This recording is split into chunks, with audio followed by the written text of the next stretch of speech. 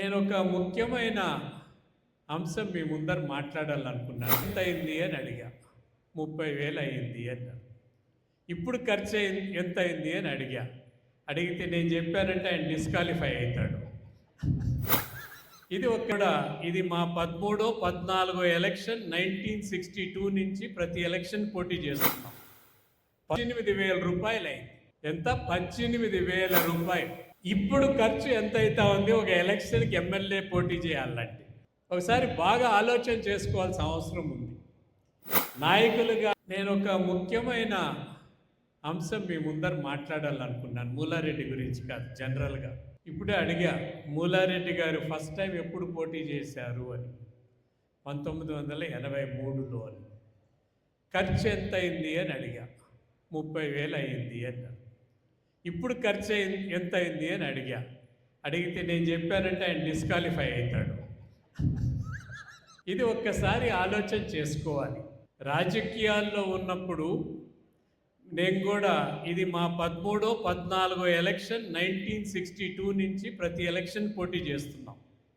1962 నుంచి ఇప్పుడు వరకు ప్రతి ఎలక్షన్ మా కుటుంబం పోటీ చేసింది. మా తండ్రి గారు ఒక 4 సార్లు, నేను ఒక 4 సార్లు ఉన్నా. ఇప్పుడు నా తమ్ముడు తెలుగుదేశం పార్టీలో ఎమ్మెల్యేగా ఉన్నాడు. మొట్టమొదటిసారి 1962లో మా తండ్రి పోటీ చేసినప్పుడు 3 నెలలు ఎలక్షన్ ఉండేది. అప్పుడు నాగిరెడ్డి గారు, విజయ స్టూడియో నాగిరెడ్డి గారు మా బంధువులు కాబట్టి సినిమా యాక్టర్లు వాళ్ళు కూడా క్యాన్వసింగ్కి వచ్చారు. 3 నెలలు ఎలక్షన్కి కలిసి 18,000 రూపాయలు అయింది. ఎంత? 18,000 రూపాయలు. ఇప్పుడు ఖర్చు ఎంత అవుతా ఉంది ఒక ఎలక్షన్కి ఎమ్మెల్యే పోటీ చేయాలంటే?